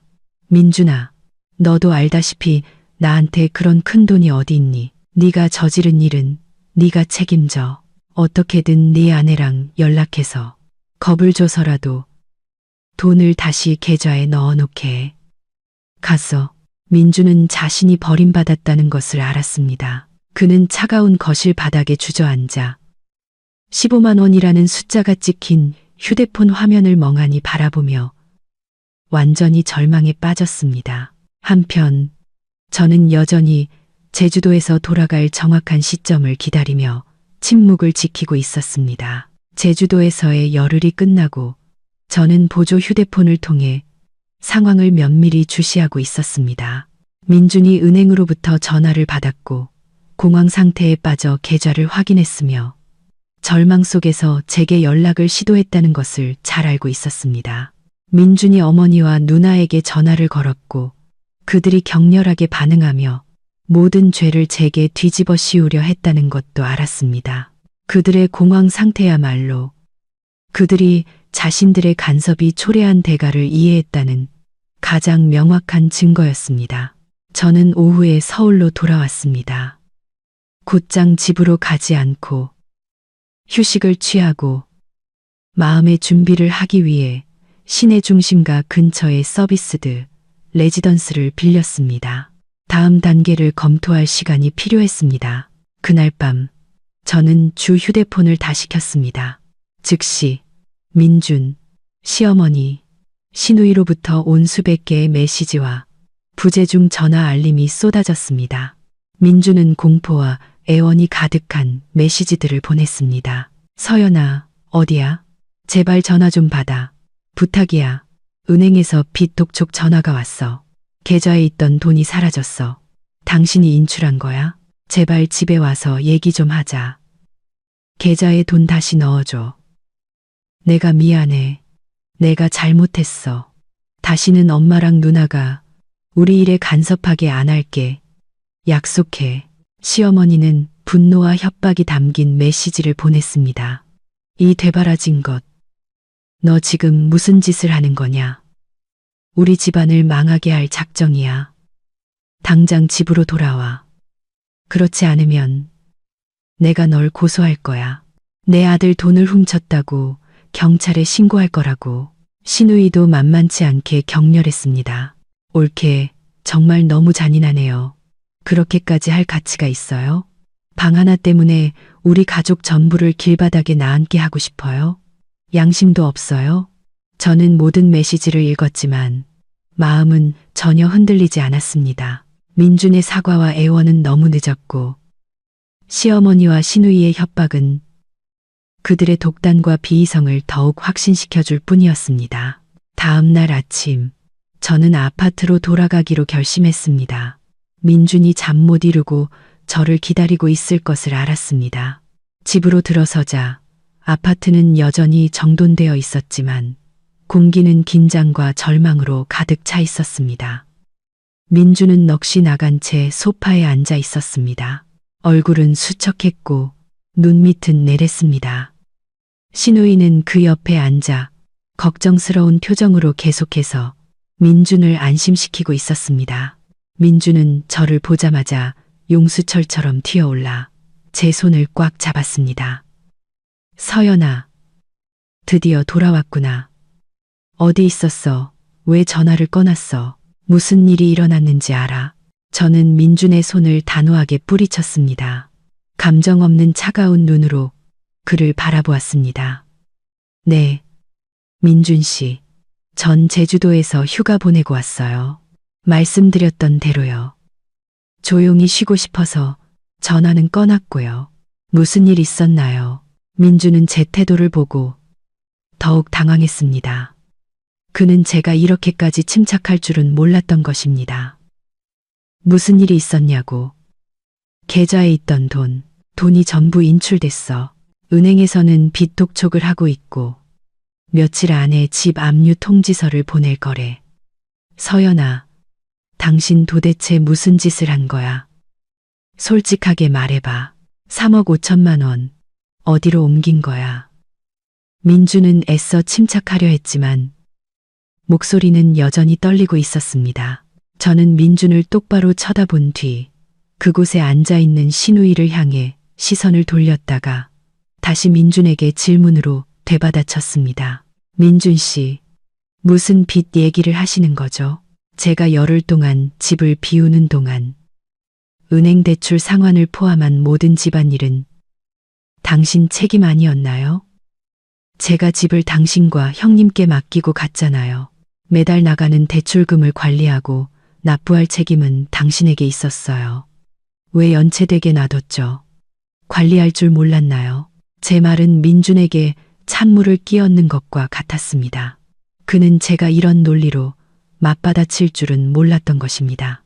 하지만 그 3억 5천만 원은 우리 예금이었잖아. 대출금을 갚기 위해 항상 연결 계좌에 있었단 말이야. 왜 나한테 한마디 말도 없이 인출한 건데? 도대체 무슨 생각이야? 민준 씨, 그 3억 5천만 원은 제 개인 자산이고 제 투자금이었어요. 거래 편의를 위해 연결 계좌에 뒀을 뿐이죠. 그걸 제 개인 계좌로 옮긴 건 제 권리예요. 제 개인 자산을 관리하는 일에 대해 당신에게 보고할 의무는 없다고 생각하는데요. 중요한 건 당신은 공동 명의자로서 제가 집을 비운 동안 대출 상환을 책임질 사람이었다는 거죠. 당신은 그 책임을 다하지 않았어요. 민주는 더 이상 아무 말도 하지 못했습니다. 그는 제가 차가운 금융 논리로 자신의 나약함에 맞서고 있다는 것을 이해했습니다. 상황이 심각해지자 시누이가 끼어들었습니다. 옳게, 어떻게 그렇게 차갑게 말해요. 민준 씨는 옳게 남편이고 옳게는 그 사람 아내잖아요. 어떻게 돈 한 푼까지 그렇게 따져요. 지금 옳게는 우리 가족을 망치고 있는 거라고요. 어서 계좌에 돈 다시 넣고 민준 씨 그만 힘들게 해요. 저는 시누이를 돌아보았습니다. 제 눈빛은 날카로웠습니다. 형님, 죄송하지만 전 형님과 이야기하고 있는 게 아닙니다. 이건 저희 부부의 문제예요. 형님은 원하시던 안방을 얻으셨잖아요. 저희 부부가 개인적인 이야기를 할 수 있도록 잠시 자리를 비켜주시겠어요? 저의 단호하고 차가운 태도에 민준과 시누이 모두 입을 다물었습니다. 민준은 무력하게 서 있었습니다. 그는 이것이 더 이상 양보의 문제가 아니라 진짜 위기라는 것을 깨달았습니다. 제가 시누이에게 자리를 비켜달라고 요구하자 그녀는 분노에 찬 눈으로 저를 한번 쏘아보고는 마지못해 안방으로 돌아가 문을 쾅 닫았습니다. 저는 그녀가 안에서 모든 대화를 엿듣고 있다는 것을 알았습니다. 저는 다시 민준과 마주섰습니다. 그는 여전히 절망과 혼란에 빠진 조각상처럼 서 있었습니다. 서연아, 제발 진정해. 내가 당신을 힘들게 한 거 알아. 잘못했어. 하지만 나한테 이럴 수는 없어.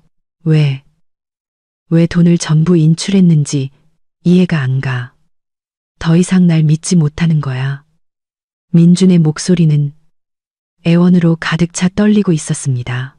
저는 침착하게 식탁으로 걸어가 보조 휴대폰으로 미리 출력해둔 서류 뭉치를 꺼내놓았습니다. 그것들을 민준 쪽으로 밀었습니다. 민준은 의심스러운 표정으로 서류 뭉치를 바라보았습니다. 이게 뭐야? 저는 직접 대답하는 대신 손가락으로 제가 제주도에 가기 전 몰래 수집해둔 우리 부부의 공동 계좌 거래 내역서 사본 한 장을 가리켰습니다. 그것은 민준이 제가 가지고 있다는 사실을 전혀 몰랐던 상세 거래 내역서였습니다.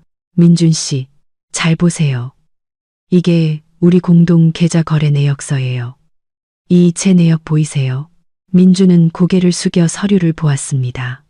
그는 불과 몇 주 전에 이루어진 7천만 원이라는 거액의 이체 내역을 보았습니다. 거래일은 신우이가 사업 투자를 넌지시 말하기 시작했던 시기와 일치했습니다. 수취인은 바로 신우이, 박민이었습니다. 민준의 얼굴은 즉시 핏기가 가시더니 수치심과 공포로 새빨갛게 달아올랐습니다. 그는 더듬거렸습니다. 이건, 네. 민준 씨, 이건 우리 부부 공동 계좌에서 형님 계좌로 이체된 7천만 원이에요. 제 기억이 맞다면 이 돈은 당신이 형님 사업 투자금으로 보내준 거죠? 그런데 당신, 이 일을 저한테 한마디 상의도 없이 진행했다는 건 기억하세요? 저는 민준의 눈을 똑바로 쳐다보며 차갑고 실망스러운 목소리로 말했습니다. 민준은 고개를 푹 숙였습니다. 공황 상태는 극도의 후회와 수치심으로 바뀌었습니다. 그는 제가 그의 가장 큰 배신, 즉 금융적 신뢰에 대한 배신을 증명할 반박 불가능한 증거를 가지고 있다는 것을 알았습니다. 서연아, 미안해. 내가 누나한테 설득당했어. 가게를 여는데 목돈이 필요하다고, 금방 갚겠다고 약속했어. 공동계좌에 돈이 많다고 생각해서 내가 멋대로 보냈어. 내가 잘못했어. 내가 너무 어리석고 마음이 약했어. 민준은 거의 기어들어가는 목소리로 죄를 고백했습니다. 그래서 결과는요. 민준 씨, 형님 사업은 성공했나요? 제가 물었습니다. 민준은 실망과 씁쓸함이 가득한 표정으로 고개를 저었습니다. 아니, 사기당했대. 전부 잃었어. 그 돈 다시는 못 받아. 서연아, 저는 민준을 동정 어린 눈으로 바라보았습니다. 민준 씨, 어머님이 이혼을 협박하며 방을 양보하라고 강요한 건 그저 잔을 넘치게 한 마지막 물방울이었어요. 당신이 몰래 공동재산 7천만 원을 누나에게 개인적으로 지원하고 그 돈을 잃고도 저에게 숨긴 것. 그것이야말로 이 결혼에서 신뢰를 완전히 깨뜨린 배신 행위였어요. 당신은 제 노력과 재정적 기여를 무시하고 있었던 거예요. 당신은 이 집을 함께 지은 아내의 이익보다 누나의 이익을 우선시했던 거고요. 진실이 드러났습니다. 민준에게는 더 이상 도망칠 곳이 없었습니다. 그는 제가 단순히 방 문제로 화가 난 것이 아니라 이 결혼의 본질적인 문제, 즉 그가 신뢰할 수 없는 남편이라는 진실에 직면하고 있다는 것을 깨달았습니다. 저는 몸을 곧게 펴고 최대한 차가운 태도를 유지했습니다. 민준 씨, 전 충분한 증거를 가지고 있어요. 그리고 다음 단계를 밟을 준비도 마쳤습니다. 당신 어머님이 우리에게 제안했던 바로 그 단계 말이에요. 이혼이요. 민주는 저를 올려다 보았습니다. 그의 눈은 공포로 커졌습니다. 그는 이제 제 결정이 더 이상 협박이 아니라 되돌릴 수 없는 현실이라는 것을 깨달았습니다. 이혼 선언을 한 후 저는 민준을 바라보았습니다. 그의 얼굴은 새하얗게 질려 있었습니다. 그는 방금 들은 말을 믿을 수 없다는 듯 했습니다. 배신과 재정 위기의 무게가 그의 나약함을 완전히 짓눌러 버렸습니다. 서연아, 너 지금 뭐라고 했어? 이혼? 안 돼. 난 이혼하고 싶지 않아. 제발 그러지 마. 내가 잘못했어. 민준이 울음을 터뜨렸습니다. 그는 다시 제 손을 잡으려 했지만 저는 재빨리 뒤로 물러섰습니다. 민준 씨, 제 말은 확고합니다. 이 결혼은 당신 어머님이 제가 방을 양보하지 않으면 이혼하라고 요구했던 그 순간 이미 끝났어요. 그리고 당신이 몰래 공동 재산을 형님께 넘겨주고 손실을 입혔을 때 더 이상 돌이킬 수 없게 된 거고요. 신뢰가 깨졌는데 저는 더 이상 이 삶을 계속할 수 없어요. 저는 얇은 서류 뭉치를 꺼냈습니다.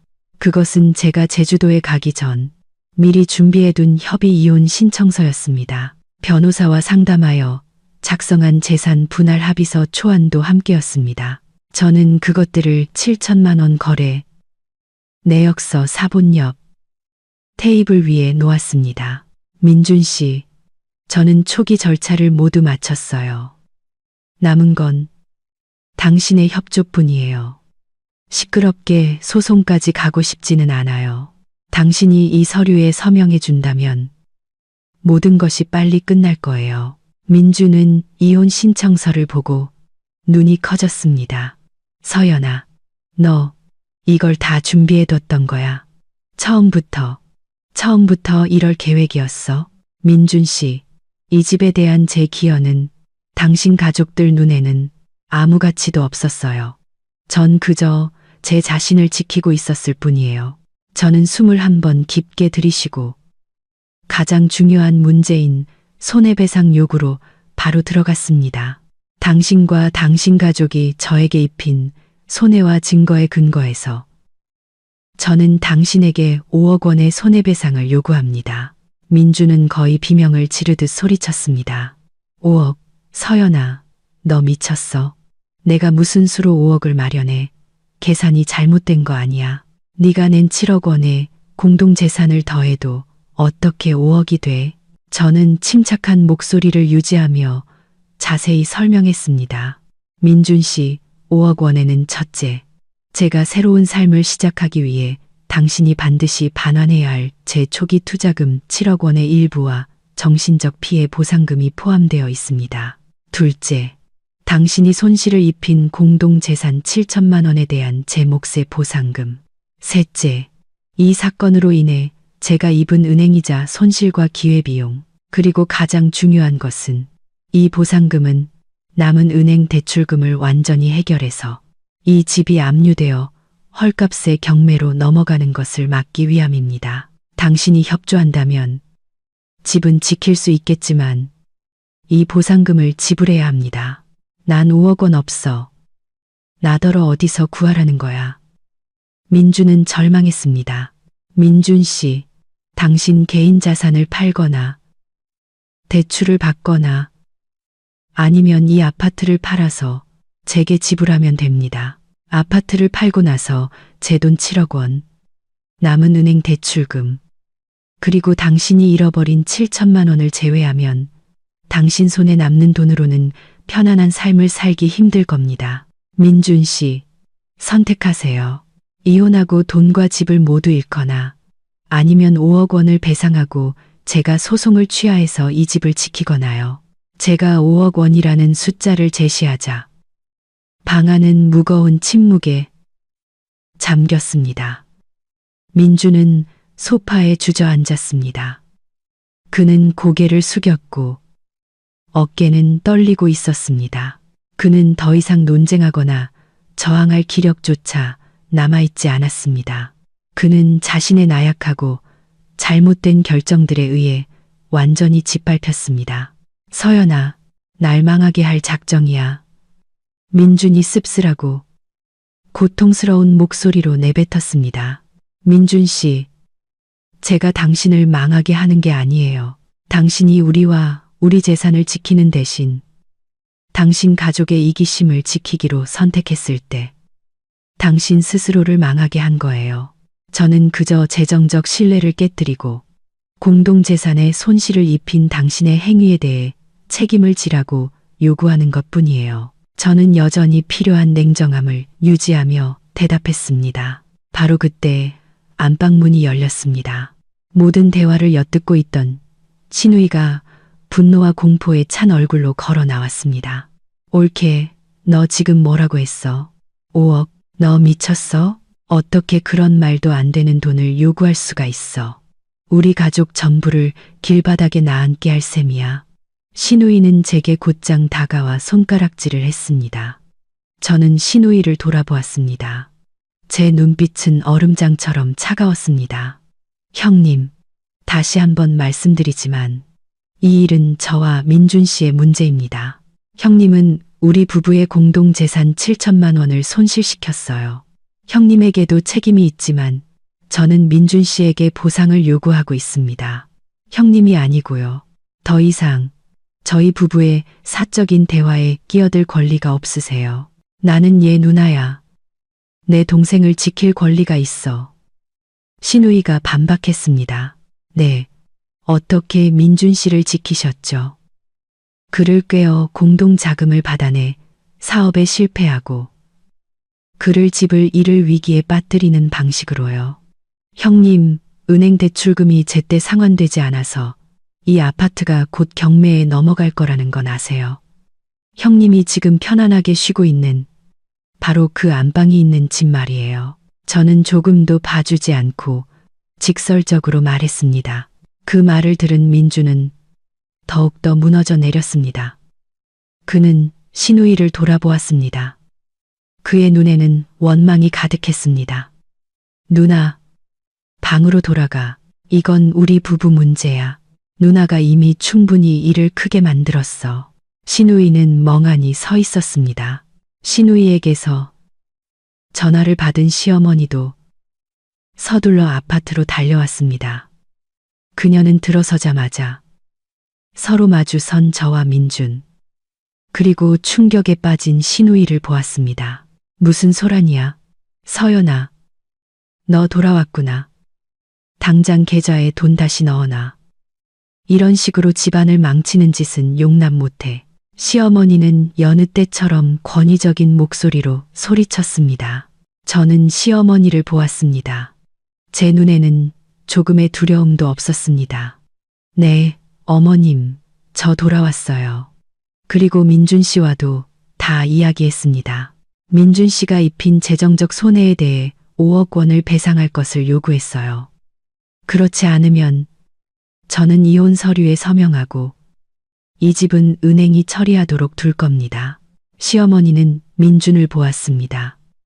아들의 넋이 나간 얼굴을 보고 그녀는 진짜 두려움을 느끼기 시작했습니다.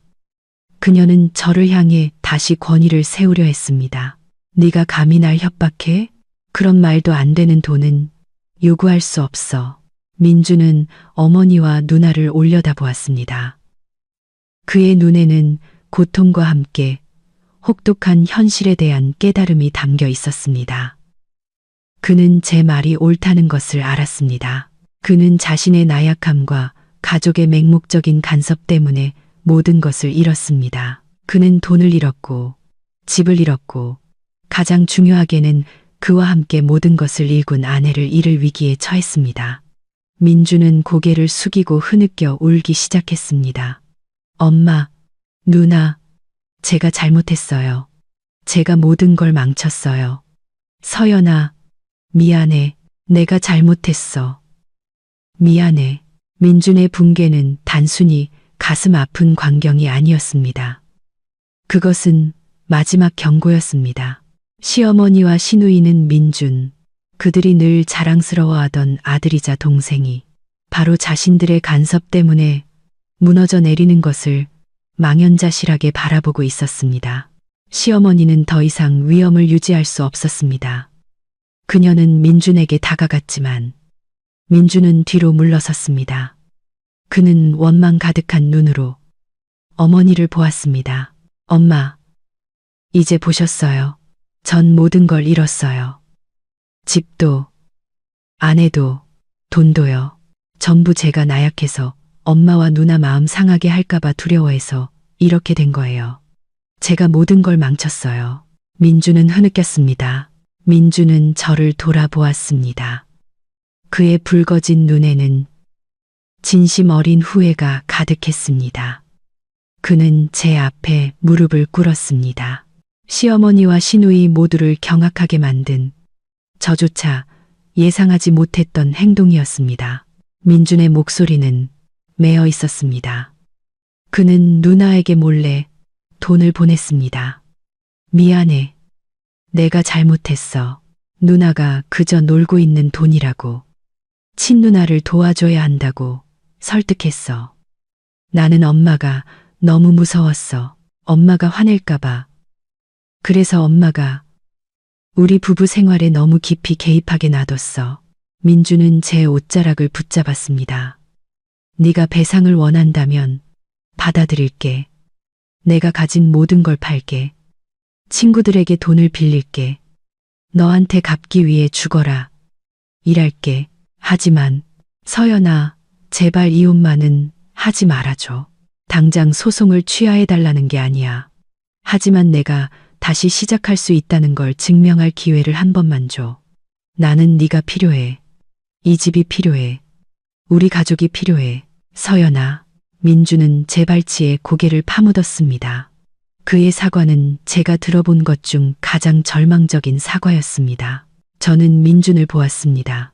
그는 더 이상 현실을 회피하던 나약한 남자가 아니었습니다. 그는 무너져 내리고 자신의 진정한 모습과 마주해야만 했던 한 남자가 되어 있었습니다. 시어머니와 시누이는 아무 말도 하지 못하고 서 있었습니다. 그들은 민준의 붕괴가 자신들 때문이라는 것을 알았고 더 이상 이곳에서 어떤 권력도 행사할 수 없다는 것을 깨달았습니다. 저는 천천히 몸을 숙여 민준의 어깨에 가볍게 손을 얹었습니다. 바로 일으켜 세우지는 않았습니다. 그가 이 후회를 뼛속 깊이 느끼게 해야 했습니다. 민준 씨, 일어나세요. 아니, 알아. 네가 지금 너 자신을 지키고 있다는 거. 네 말이 맞아. 내가 틀렸어. 민준은 일어섰습니다. 그의 눈은 눈물로 가득했지만 약간의 결의가 서려 있었습니다. 저는 민준을 똑바로 쳐다보았습니다. 그럼 민준 씨, 정말로 이 결혼을 되돌리고 싶어요. 현실을 직시하고 우리 사이의 경계를 다시 설정할 용기가 있어요. 있어. 뭐든지 다 할게. 서연아, 약속할게. 네가 이혼만 하지 않는다면 네가 원하는 건 뭐든지 다 할게. 민준의 목소리는 이전보다 강하게 울렸습니다. 저는 지금이 결정적인 순간이라는 것을 알았습니다. 절대적인 보장 없이는 양보할 수 없었습니다. 저는 타협 불가능한 조건들을 제시해야 했습니다. 민준의 절대적인 약속을 듣고 나서 저는 모든 권력이 제 손에 있다는 것을 알았습니다. 민준의 후회는 진심이었지만 그것은 모든 것을 잃을 위기에 처했을 때의 절망에서 비롯된 결과일 뿐이었습니다. 저는 공허한 사과만으로는 만족할 수 없었습니다. 이 결혼은 침범할 수 없는 명확한 경계와 함께 더 단단한 새로운 기반 위에서 재건되어야 했습니다. 저는 민준을 그리고 방구석에 조용히 서 있는 시어머니와 시누이를 번갈아 보았습니다. 민준 씨, 이 결혼을 되돌리고 싶다고 했죠. 그렇다면 당신이 저에게 입힌 상처가 얼마나 깊은지 명확히 이해해야 해요. 제가 방을 양보한 것은 문제의 표면에 불과해요. 그건 당신이 이 아내와 공동 소유주에 대해 얼마나 나약하고 무례한지를 보여준 잔을 넘치게 한 마지막 물방울이었을 뿐이에요. 저는 잠시 말을 멈추고 민준의 얼굴을 응시했습니다. 그는 제 시선을 피하지 못했습니다. 핵심적인 문제는 신뢰의 배신이에요. 당신이 제게 한마디 상의도 없이 공동재산을 형님께 넘겨준 것. 그것은 배우자를 존중하지 않고 제 재산과 노력을 무시하는 사람의 행동이에요. 민준 씨, 당신은 우리의 재정적 경계와 결혼의 경계를 모두 무너뜨렸어요. 민준은 고개를 숙였습니다. 그의 목소리는 메어 있었습니다. 알아. 서연아. 내가 잘못했어. 미안해. 다시는 그런 일 없을 거라고 약속할게. 공허한 약속만으로는 부족해요. 민준 씨. 이 경계를 다시 세우기 위해서는 구체적인 행동이 필요해요. 우리 부부의 삶은 독립적이며 어머니든 누나든 그 누구도 개입할 권리가 없다는 것을 당신이 이해해야 해요. 당신이 우리의 작은 가족을 지키기 위해 나서지 않는다면 이 결혼은 더 이상 존재할 수 없어요. 그 말을 들은 시어머니는 더 이상 침묵을 지킬 수 없었습니다. 그녀는 한 걸음 앞으로 나서며 말했습니다. 서연아, 너 지금 무슨 말을 하는 거니? 나는 내 시어머니고 민희는 내 시누이야. 혈육의 정을 어떻게 끊으려고 해? 저는 시어머니를 돌아보며 존중하지만 단호한 어조로 말했습니다. 어머님, 저는 가족 관계를 끊으려는 게 아니에요. 단지 경계를 설정하려는 것뿐이에요. 저는 어머님과 형님을 존중하지만 저와 민준 씨의 결혼 생활은 저희 두 사람의 것이에요. 어머님은 예전에 안방 하나 때문에 민준 씨에게 저와 이혼하라고 요구하셨어요. 먼저 이 결혼을 존중하지 않으신 건 어머님이세요. 그러니 제가 절대적인 경계를 다시 설정해달라고 요구할 권리가 있는 겁니다. 시누이도 불쾌한 표정으로 끼어들었습니다. 옳게. 그렇게 말하는 건 나랑 어머니를 동생 인생에서 내쫓겠다는 거나 마찬가지잖아. 나 임신 중인데 나한테. 형님, 그건 형님의 문제예요. 저는 형님께 안방을 양보했어요. 하지만 그 양보가 더 큰 재정 위기와 신뢰의 위기를 불러왔어요. 저희 부부의 공동재산에 대해 저는 더 이상 형님께 지원하거나 형님이 저희 삶에 개입하게 둘 이유를 찾지 못하겠어요. 저는 시누이의 말을 단호하게 잘랐습니다. 저는 다시 민준을 보며 한마디 한마디 힘주어 말했습니다. 민준 씨, 이 경계라는 교훈 이제 배우셨나요? 당신의 나약함이 얼마나 큰 손실을 초래했는지 이제 명확히 이해하셨어요? 민준은 힘차게 고개를 끄덕였습니다. 이해했어, 서연아. 약속할게. 다시는 이 실수를 반복하지 않을 거야. 제발, 기회를 줘. 네가 원하는 조건이 뭐든 전부 다 받아들일게. 저는 민준을 똑바로 쳐다본 뒤 시어머니와 시누이를 힐끗 보았습니다. 제가 곧 제시할 조건들이 그들에게는 매우 가혹하겠지만 그것이 제가 이혼 소송을 취하할 유일한 조건이라는 것을 알았습니다.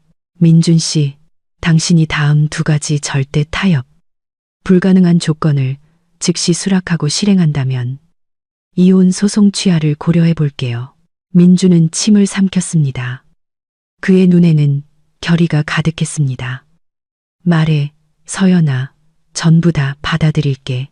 저는 분노와 두려움이 뒤섞인 표정으로 서 있는 시어머니를 보았습니다. 첫 번째 조건, 시어머니와 시누이는 즉시 우리 집에서 나가셔야 합니다.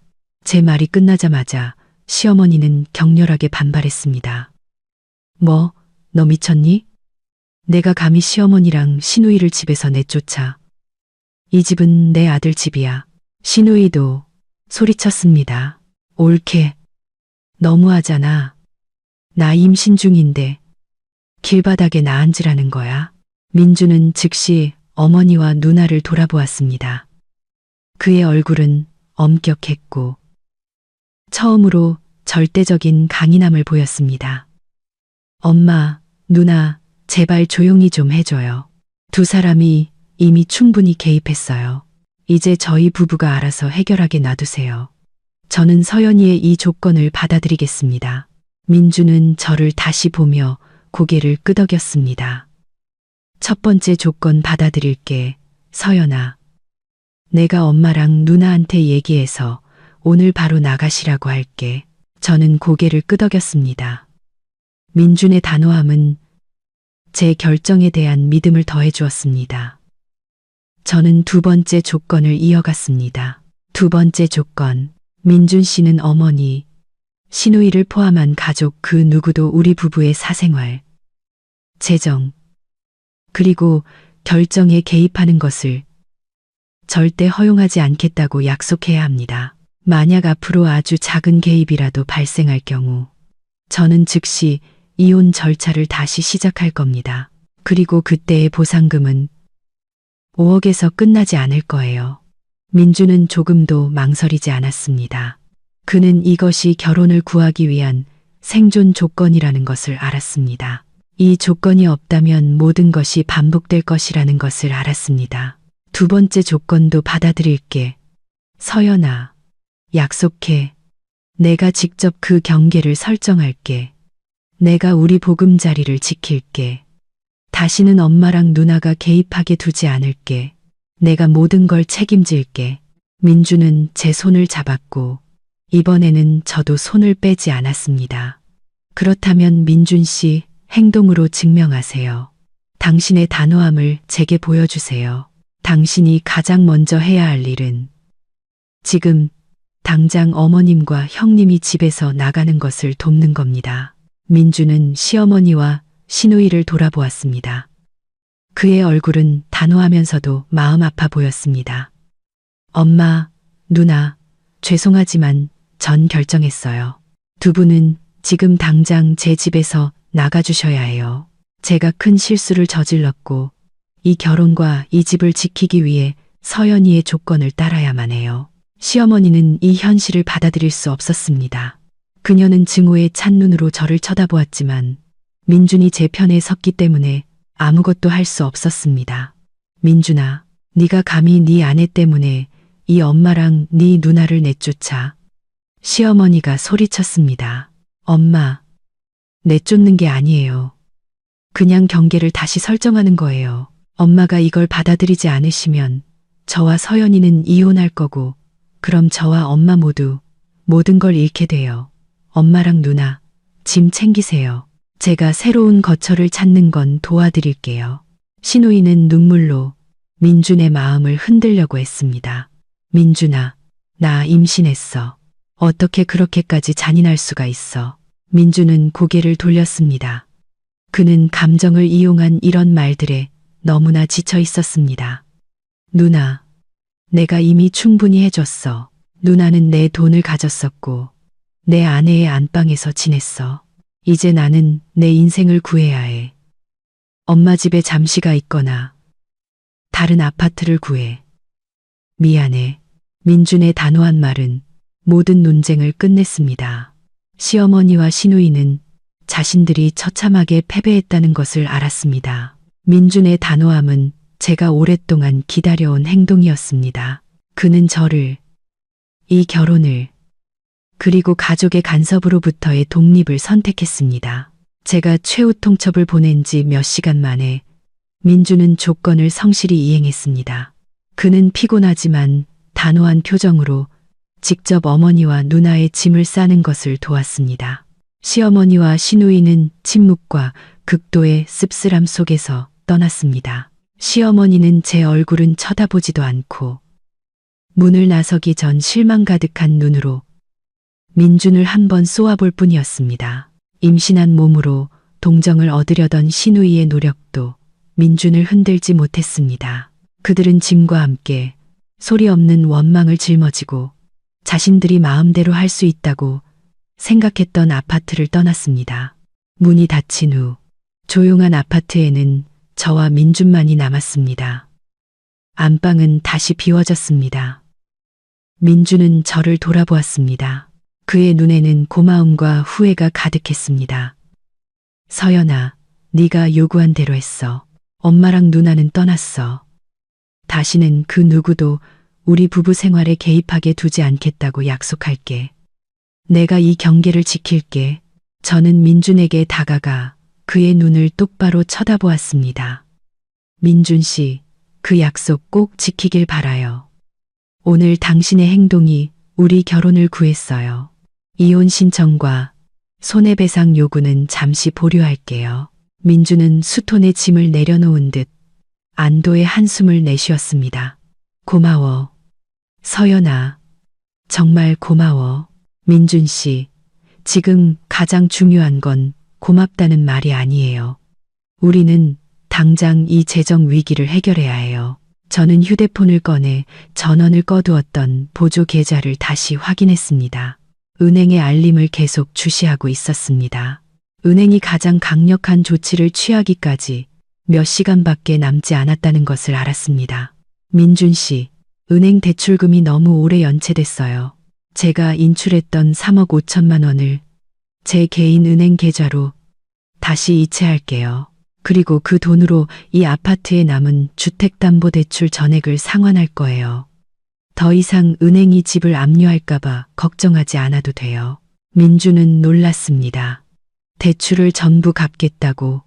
하지만 왜 공동 계좌가 아니라 전부 다. 민준 씨, 이 사건 이후로 당신이 개입할 수 있는 통제 범위 안에 큰 돈을 두는 것에 대한 신뢰를 잃었어요. 제가 대출금을 전액 상환한다는 것은 이 아파트가 원래 서류대로 78%의 제 소유권이 완전히 확립되고 더 이상 부채에 얽매이지 않는다는 것을 의미해요. 법적으로 이것은 제 절대적인 소유권을 강화하는 동시에 당신의 무책임에 대한 재정적 처벌이기도 해요. 민주는 모든 조건을 받아들이며 고개를 끄덕였습니다. 알았어. 전부 다 받아들일게. 서연아, 네가 어떻게 하든 괜찮아. 우리가 이 집과 가족을 지킬 수만 있다면. 그 직후 저는 3억 5천만 원을 이체하여 은행 대출금을 완납했습니다. 은행의 거래 성공 알림이 울렸고 우리 아파트는 공식적으로 빚이 없어졌습니다. 저와 민주는 함께 안방을 청소하고 우리 개인 물품들을 다시 제자리로 옮겼습니다. 방은 다시 따뜻하고 익숙한 공간이 되었습니다. 우리 결혼은 유지되었지만 완전히 변했습니다. 민주는 더 이상 나약한 남편이 아니었고 그는 강제로 성장하고 단호해져야 했습니다. 저는 더 이상 양보하는 아내가 아니었고 게임의 규칙을 정하는 사람이 되었습니다. 이 집은 여전히 보금자리였지만 이제는 경계에 대한 절대적인 존중과 저의 권력이라는 더 단단한 기반 위에 세워졌습니다. 그날 밤 저와 민주는 거실에 나란히 앉았습니다. 민준이 제 손을 잡았습니다. 서연아, 날 버리지 않아줘서 고마워. 다시는 네가 이런 계산을 하게 만들지 않겠다고 약속할게. 오늘 이야기 끝까지 들어주셔서 진심으로 감사합니다. 다음 영상에서 또 뵙겠습니다.